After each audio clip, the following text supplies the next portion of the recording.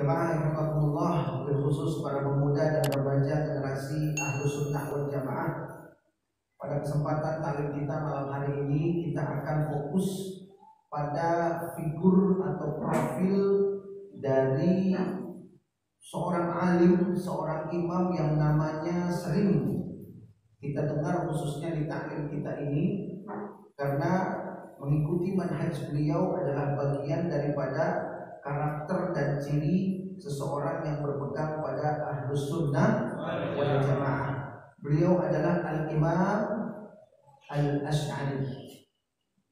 Jadi Buya sudah pernah menjelaskan bahwa seseorang dikatakan Ahlus Sunnah wal Jamaah sekarang ini, itu yang pertama cirinya mengikuti salah satu dari madhab fikih yang 4. Itu nomor 1 ya.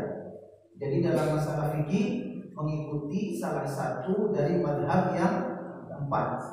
Kemudian ciri yang kedua dalam masalah akidah mengikuti manhaj Al-Imam Al-Asy'ari dan Al-Imam Al-Maturidi. Kemudian yang ketiga dalam tasawuf mengikuti Al-Imam Al-Ghazali dan Abul Hasan Asy-Syadzili. Ini ciri-ciri orang yang bisa disebut Ahlus Sunnah wal Jamaah. Nah, nanti dalam penjelasan insya Allah akan terjawab kenapa kok Imam Asy'ari, kenapa kok enggak kita ikuti saja salafus saleh, kan gitu ya. Kenapa kita tidak kembali saja kepada zaman Rasulullah, kenapa harus Asy'ari gitu. Nah, nanti mudah-mudahan dalam penjelasan insya Allah akan menjadi jelas dan terang. Tapi ini perlu fokus, ini pembahasannya perlu fokus ya. Jadi dilarang ngantuk. Insya dilarang ngantuk. Kalau ngantuk udah nggak paham ya.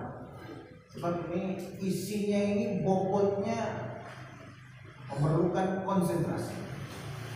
Siap konsentrasi? Insya Allah. Baik, kita akan membahas tentang Al-Imam Al-Asy'ari yang disebut dengan Imam Ahlus Sunnah wal Jamaah. Jadi antum kalau bilang antum Ahlus Sunnah bukan? Ahlus Sunnah. Apa ciri-ciri Ahlus Sunnah? Ane mantap Syafi'i, ane Asy'ari, dan ane juga mengamalkan Imam Ghazali dan Abu Hasan Asy-Syadzili. Oh, siapa Imam Asy'ari? Nah, nanti kita akan jelaskan dalam taklim kita pada malam hari ini. Yang pertama, Buya ingin sampaikan bahwa situasi umat Islam sepeninggal Rasulullah SAW itu mengalami gejolak. Mengalami apa? Mengalami gejolak. Pada zaman Rasulullah, kalau ada orang Islam ditanya, kamu ikut siapa? Jawabnya apa? Ikut Rasulullah Sallallahu Alaihi Wasallam.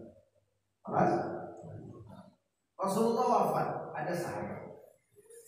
Sahabat punya murid namanya tabi'in. Tabi'in ditanya, kamu ikut siapa? Jawabannya sahabat. Kan begini ya. Kemudian sahabat banyak yang meninggal, tinggal tabi'in. Tabi'in punya murid tabi'in. Tabi'in ditanya, kamu ikut siapa? Jawabannya gimana? Jawabannya ikut tabi'in, kan begitu. Kalau ikut tabi'in berarti ikut sahabat enggak? Kalau ikut tabi'in berarti ikut Rasulullah enggak?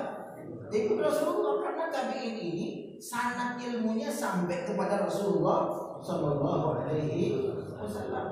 Jadi seumpamanya ada orang jadi muridnya Imam Hasan Al-Basri, kamu muridnya Imam Hasan Al-Basri, ya saya ikut Imam Hasan Al-Basri. Oh salah, kamu nggak boleh ikut Imam Hasan Al-Basri, kamu harus ikut Rasulullah. Yang salah dia apa yang nyalahin? Hah? Yang nyalahin. Kalau ikut Imam Hasan Al-Basri berarti ikut Rasulullah Sallallahu Alaihi Wasallam. Seperti antum ikut Imam Syafi'i, yang nggak boleh ikut Imam Syafi'i, antum harus ikut Rasulullah. Yang salah siapa? Antum apa dia? Antum apa yang nyalahin? Karena itu memang Imam Syafi'i menyimpang. Justru beliau adalah imam yang menjaga ajaran Rasulullah Sallallahu Alaihi Wasallam. Nah, dalam hadis yang dijamin oleh Rasulullah sebagai generasi terbaik itu cuma 3 generasi, ya. Cuma 3 generasi, yaitu masa Rasulullah, masa sahabat, kemudian masa tabi'in. Itu sebagai generasi yang terbaik begitu.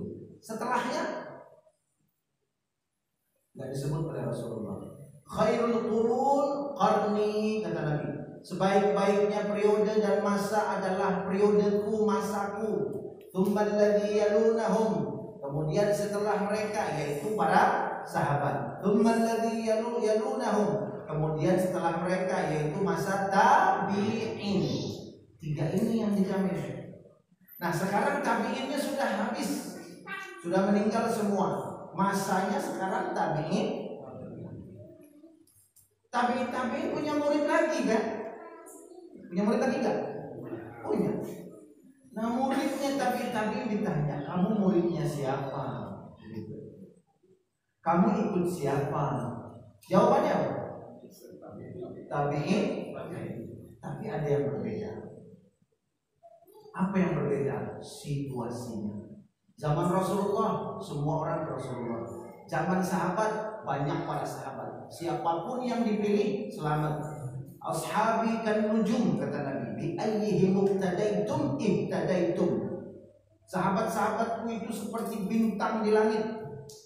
Pilih salah satu di antara mereka, siapa saja, kamu akan selamat dan mendapat hidayah. Makanya periwayatan semua sahabat diterima karena sahabat itu dijamin oleh Allah Subhanahu wa Ta'ala. Pada zaman sahabat, tabi'in aman karena mereka masih lihat para sahabat, murid langsung Rasulullah Sallallahu Alaihi Wasallam. Sampai sini paham nggak tuh suasananya? Masih pasti gitu ya, masih pasti. Belum ada perpecahan.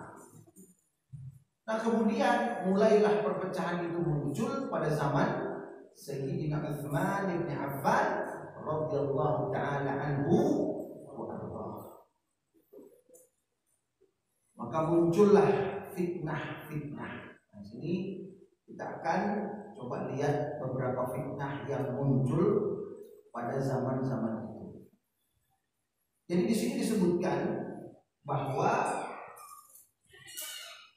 ini kita akan mengkaji kitabnya Imam Asy'ari. Ini bukan kata orang nih, ya, bukan kata orang. Ini kitabnya Imam Asy'ari langsung, Maqalat al-Islamiyyin namanya. Imam Asy'ari bukunya itu ada banyak, di antaranya yang terkenal Maqalat Islamiyyin yang kita bahas nih. Kemudian Al-Ibanah an Ushul Diyanah, kemudian Al-Lumah, ya. Ini Maqalat Islamiyyin. Nah, dari rangkuman pendapat beliau dalam kitab ini, asal-muasal gejolak dalam Islam itu dimulai oleh 2 orang. Berapa orang? 2 ini. Kalau kita bilangnya apa, bahasa yang kasarnya?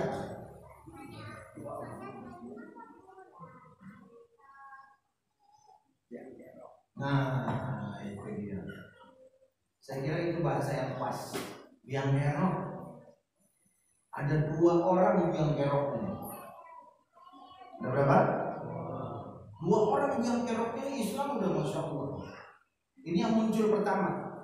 Amma ahaduhuma, yang pertama, siapa yang keroknya? Rajulun Nasraniyun min ahli Iraq. Seorang laki-laki beragama Nasrani yang berasal dari Irak. Yuqalu lahu Sausan. Namanya Susan. Susan nama laki, nama perempuan? Perempuan ya? Sausan, nama laki-laki. Seorang laki-laki, agamanya apa? Nasrani, penduduk Irak. Azharal Islam. Nah, ini sejarah akan terus berulang. Ini orang Nasrani yang berasal dari Irak, pura-pura beragama Islam. Ini kalau kita udah tahu munafik ada berapa? Ada dua ya. Ada munafik i'tiqadi, ada munafik amali. Kita udah pernah sampaikan itu. Kalau munafik i'tiqadi, lidahnya bilang Islam, hatinya kafir. Paham tuh? Kamu agamanya apa? Islam, padahal hatinya kafir. Itu namanya munafik i'tiqadi. Haram disolatkan jenazahnya, haram dimakamkan satu kompleks pemakaman dengan umat Islam. Kalau tahu, kalau nggak tahu, ya nggak apa-apa. Udah begitu. Kalau kita nggak tahu ya nggak apa-apa. Ya, karena memang susah kan. Hati orang siapa yang tahu kan gitu ya. Kalau Rasulullah dikasih tahu sama Allah. Yang kedua munafik amali. Munafik amali, hatinya Islam, tapi amalannya kayak orang kafir. Saya Islam benar, hati kamu Islam nggak? Islam benar, ya, Islam benar. Islam dihina, dimarah, tapi sholat enggak. Puasa Ramadan jam 12 siang nangkring di warteg, ya, ditutup hordeng, kakinya begini-begini. Ada nggak yang begitu? Ada apa enggak? Ada ya? Di sini nggak ada kan? Nggak ada di sini. Sholat enggak, puasa enggak, dosa dilabrak semuanya. Nah, ini namanya munafik amali. Munafik amali. Munafik amali masih boleh disolatkan, terserah. Kalau ustadznya mau nyolatin boleh, nggak nyolatin juga nggak apa-apa. Keluarganya sholatin begitu. Paham tuh? Dan kalau antum tahu itu orang munafik amali, hati-hati antum yang jadi imam. Min ahlil khair gitu. Hati-hati ya. Makanya setiap sholatkan jenazah yang antum nggak kenal, tanya dulu sama orang-orang yang kenal. Ini orang baik nggak? Ini orang sholat nggak? Ini orang ibadahnya bagaimana? Gitu kan? Oh, dia syaribul khamr. Apa namanya? Udah doain, jangan ditanya min ahlil khair ya. Ya, paham tuh? Doain aja ya Allah. In kana muhsinan fazid fi ihsan. Ya Allah, kalau ada pahalanya tambahin pahalanya. Wa in kana musian fatajawaz anha. Kalau seandainya dia banyak dosa, ya Allah ampuni dosanya. Begitu caranya. Paham tuh? Nah, ini orang laki-laki yang namanya Sausan. Azharul Islam, pura-pura Islam. Kemudian dia cari sahabat orang Islam namanya Ma'bad bin Abdullah al-Juhani al-Basri. Namanya Ma'bad. Dia ambil sahabat ya, orang Islam asli namanya Ma'bad. Wa nafatha fi sadrihi sumumahu, mulai dimasukin racun-racunnya. Wa 'allamahu al-qaul bil qadar. Kemudian diajarin bahwa Allah itu tidak ada kuasanya. Semua perbuatan manusia itu manusia yang bertanggung jawab melakukannya. Jadi Allah nggak ada kuasa apa-apa. Nah, ini disebut dengan qadariyah. Muncul tuh satu namanya qadariyah. Jadi tuh biar paham kenapa sih harus Asy'ari begitu ya? Kenapa kok nggak langsung ke Rasulullah begitu? Nah, muncul namanya qadariyah. Berarti qadariyah ini asalnya dari mana? Dari pemikiran Islam atau bukan? Bukan. Tapi ada orang yang menyusup dia agama Nasrani, pura-pura masuk Islam dan menjadi Islam, kemudian cari sahabat namanya siapa? Ma'bad. Ya, siapa namanya? Ma'bad. Kemudian mulai si Ma'bad ini diajarin sama dia tentang qadariyah.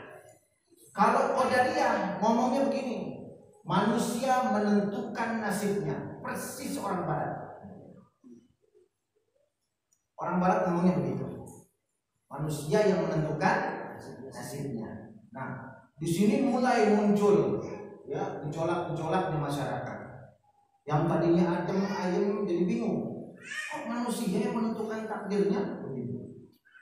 Sama Ma'bad dikasih dalilnya, dikasih Qur'annya, dikasih hadisnya. Orang tambah bingung lagi. Padahal sebetulnya itu adalah dari seorang Nasrani yang menyusup ke dalam umat Islam. Niatnya untuk menghancurkan persatuan umat Islam. Yang pertama. Kemudian yang kedua, amal akhar farajulun Yahudi. Orang Yahudi.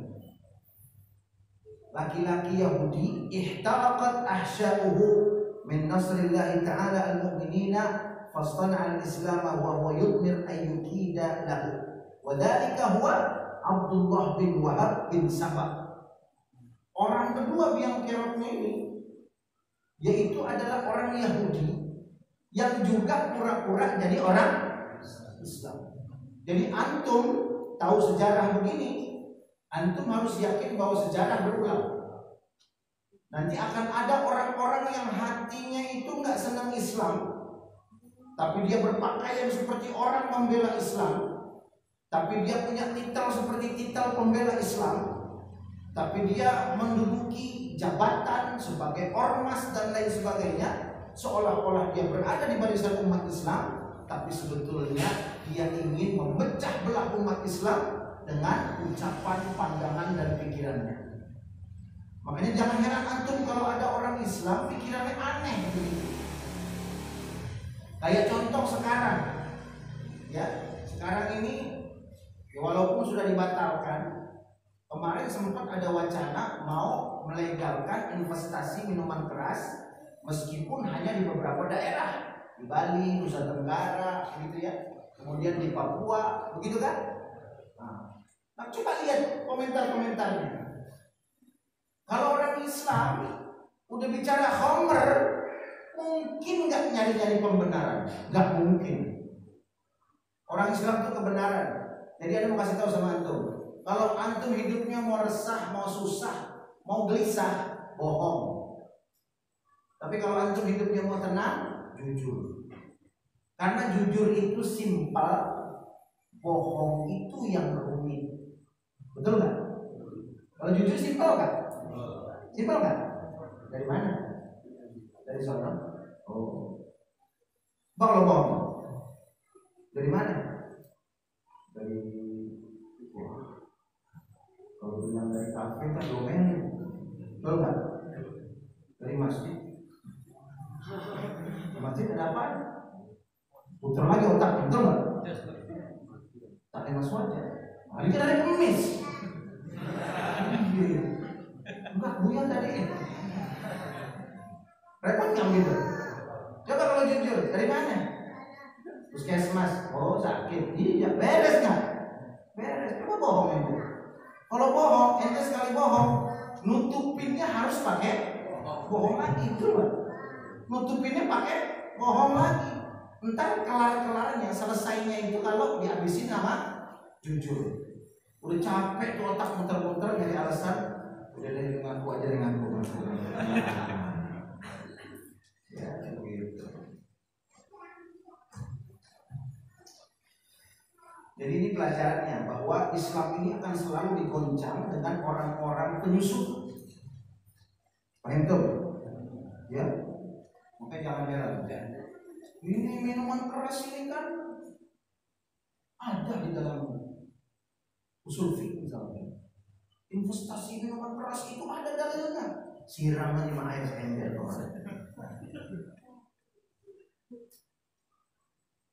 Atau kalau nggak tega nyiram tinggal. Homer masih dikepot-kepot, betul nggak? Kalau motor ngepot bagus, tandanya bannya masih bagus, betul nggak? Kalau bannya udah botak ngepot bagaimana? Tapi kalau hukum Allah dikepot-kepot, ya nggak benar. Kayaknya udah ngerasain manisnya kursi komisaris, betul nggak? Udah ngerasain manisnya mobil mewah direktur, ya. Alhamdulillah. Itu kita punya begini aja deh. Yang penting selamat dunia dan akhirat. Nah, ini Abdullah bin Sabah. Abdullah bin Sabah ini yang menjadi sebab terbunuhnya Sayyidina Utsman bin Affan. Abdullah bin Sabah ini juga yang menjadi sebab munculnya Syiah. Ya, Kita akan jelaskan lagi. Nah, kondisinya begini, coba udah mulai muncul macam-macam coba. Udah mulai muncul orang-orang yang membuat kerusakan. Ada lagi yang muncul lagi. Habis Abdullah bin Sabah muncul lagi. Rajulun yuqalu lahu Safwan, Jaham bin Safwan. Di Tirmidzi. Ini orang ketiga, Jaham bin Safwan. Ini juga beda. Dia bilang apa? Dia bilang begini.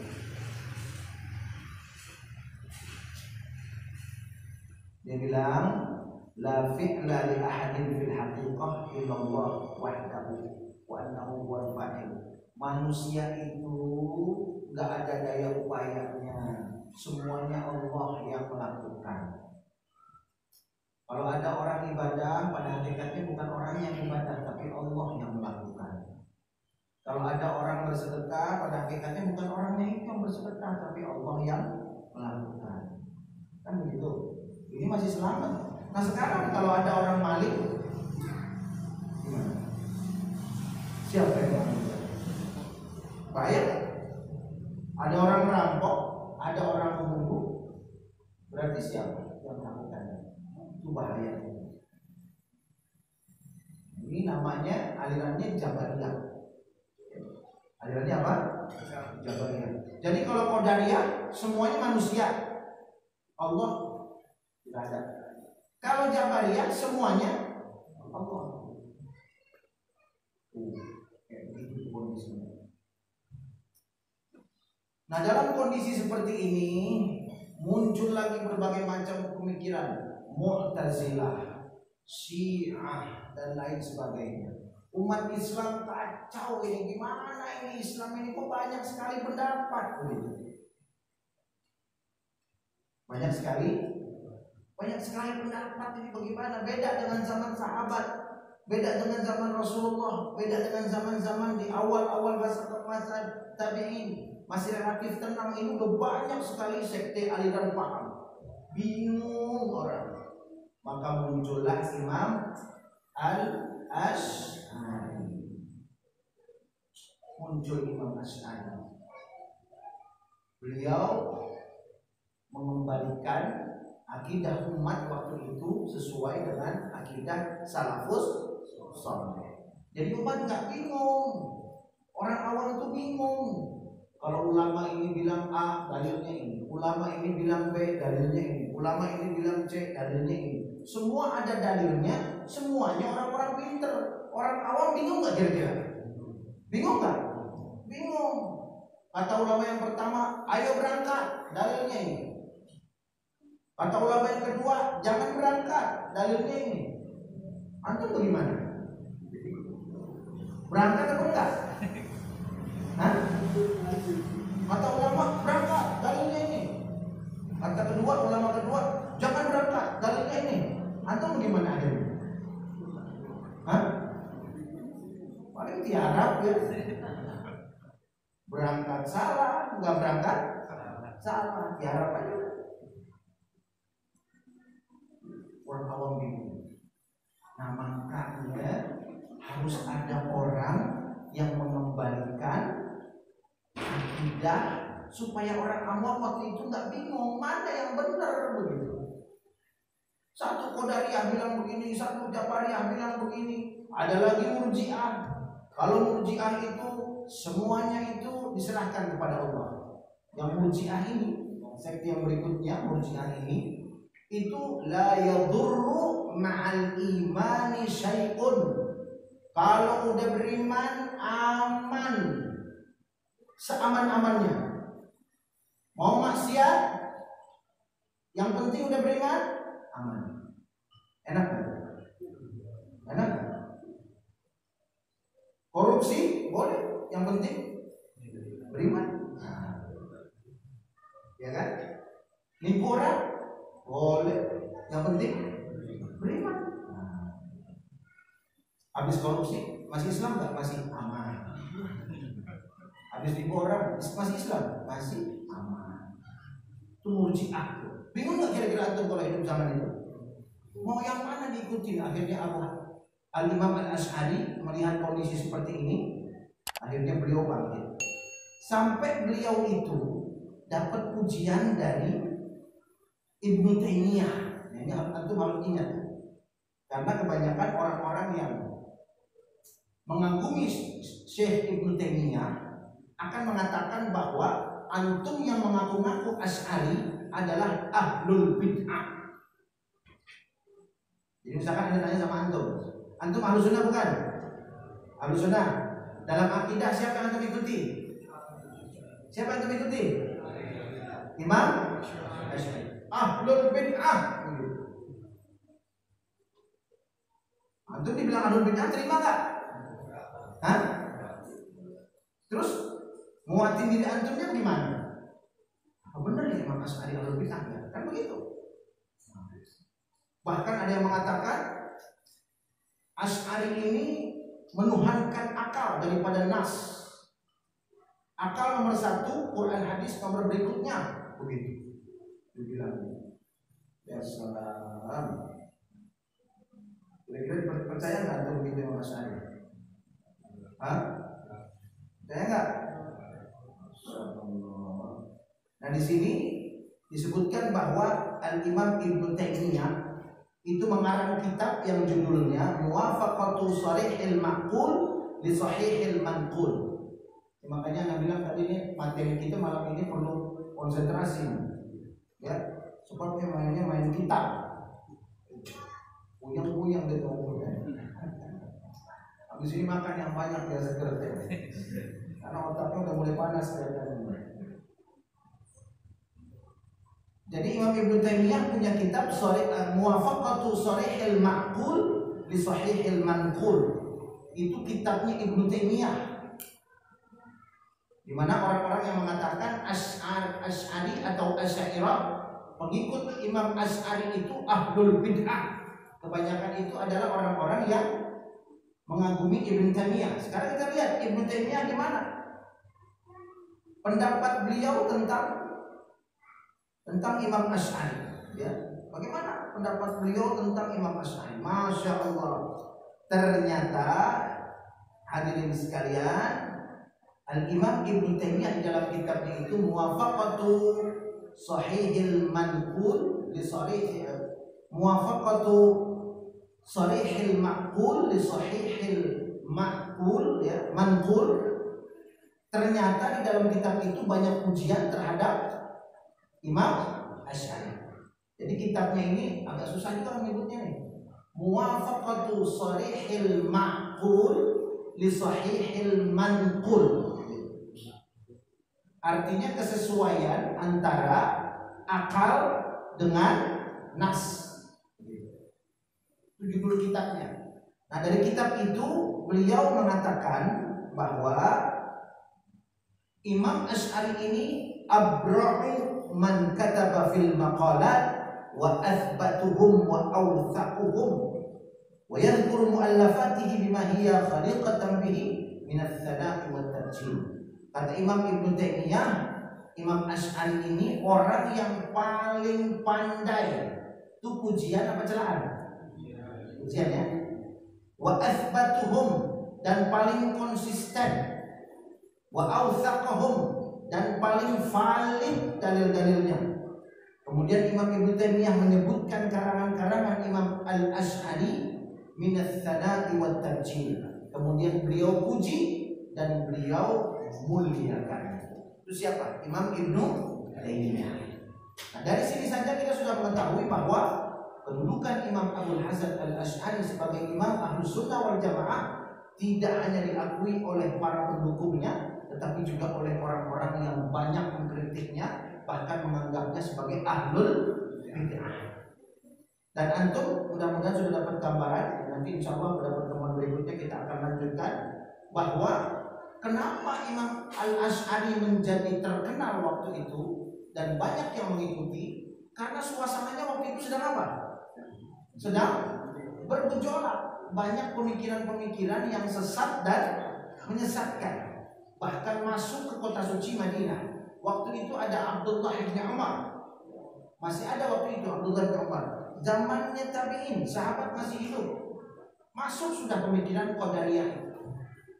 Abdullah bin Umar komentarnya apa? Innahu rajulun dhallun mudil. Itu orang sesat menyesatkan, jauhi, kata Abdullah bin Umar. Kacau suasananya.